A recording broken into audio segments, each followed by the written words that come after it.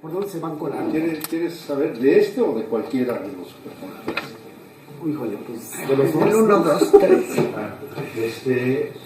En general, estos superconductores,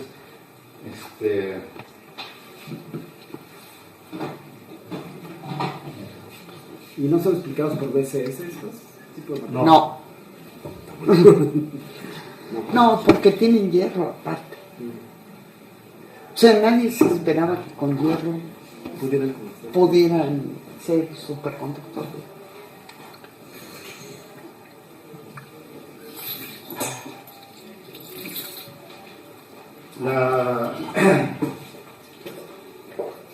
Si haces abstracción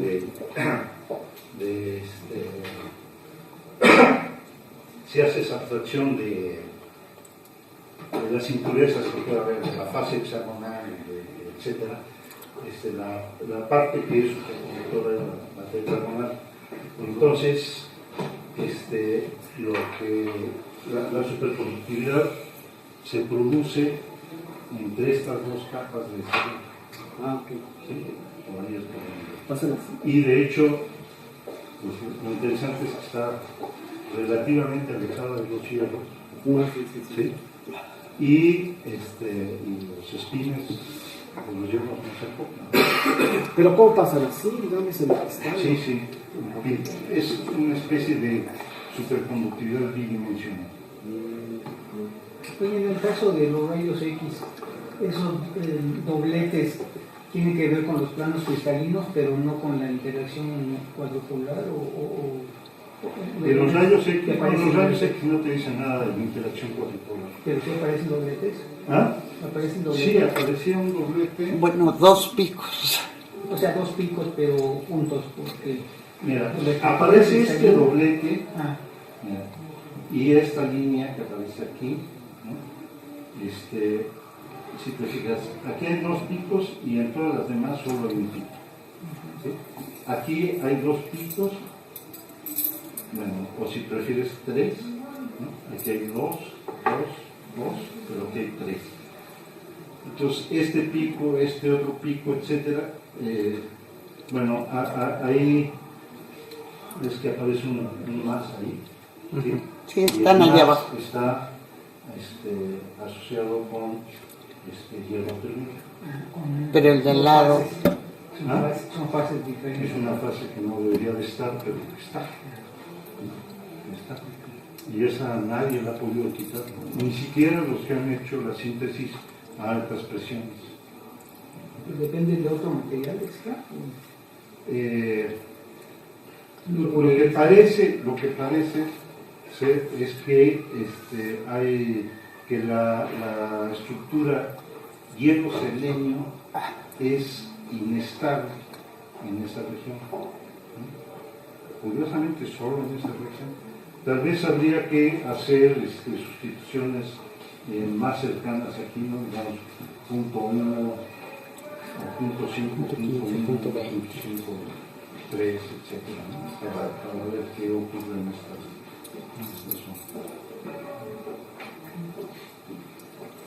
Eso que decías que es como una superconductividad bidimensional, entonces ¿qué decir que tú puedes orientar tu cable?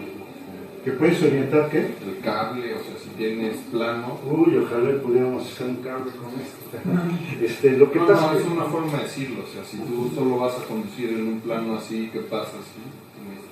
Sí, para eso necesitas tener monocristales.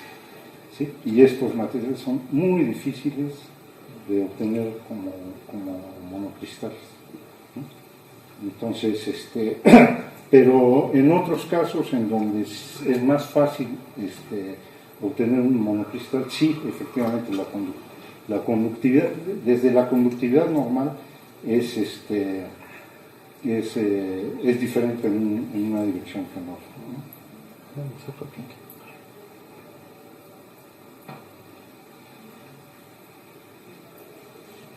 Yo solo quería hacer un comentario de el programa. Lo que hace, bueno, es no es difícil hacerlo, uno puede hacerlo a mano, el cálculo, Pero cuando uno tiene la estructura como hierro telúreo 2, las distancias, la cosa se vuelve realmente aterradora, la geometría del ¿Es parecido a un problema. ultrasonido de un bebé?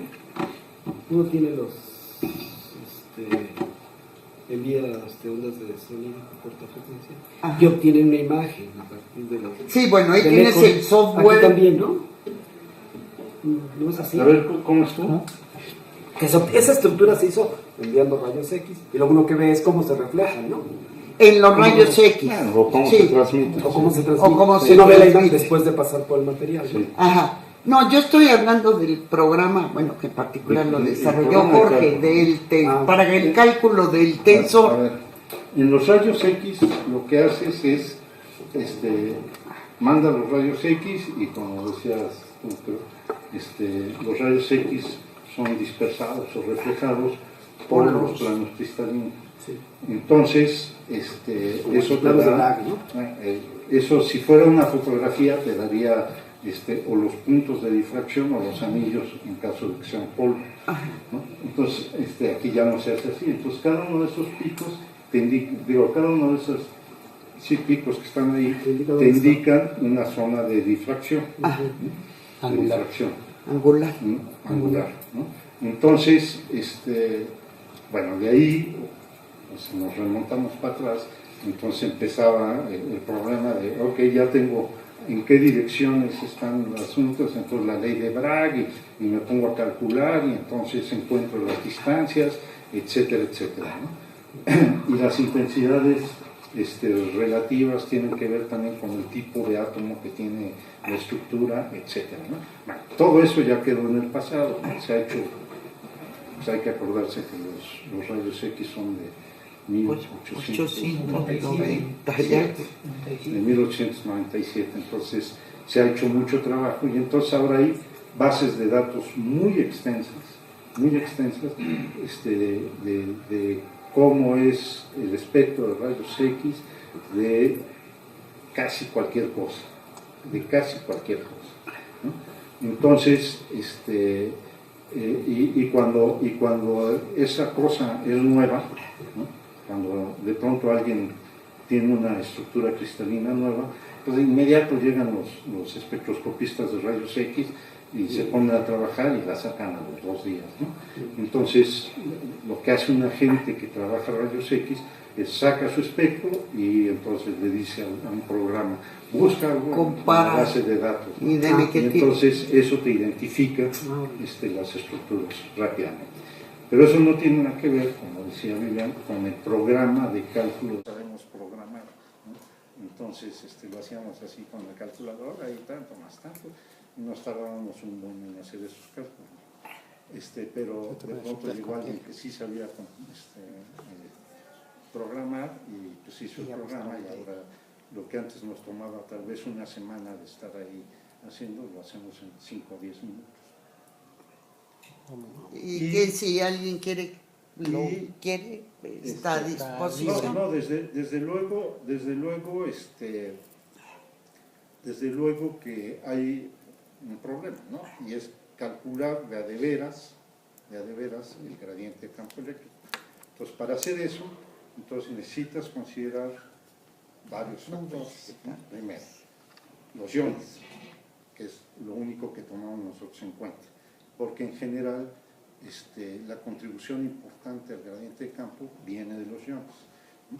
Pero también tienes que considerar el efecto de los electrones en torno al núcleo, ¿no? Y no solo eso, sino que también hay problemas de que los iones vecinos polarizan a las nubes electrónicas.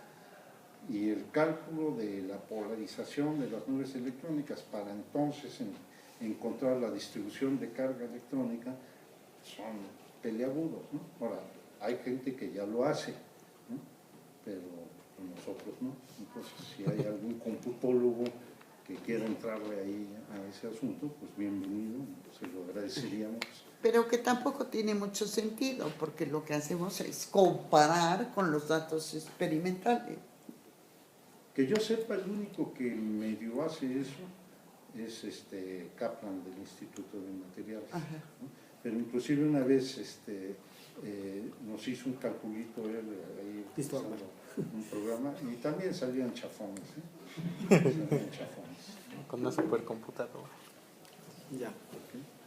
Por eso nunca hemos entrado así ya en serio. Seriamente, ¿no? Digo, es comparar, ¿no? Y asociar las diferentes estructuras.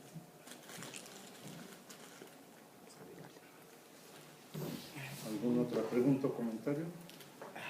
¿No? Entonces le damos las gracias al ponente.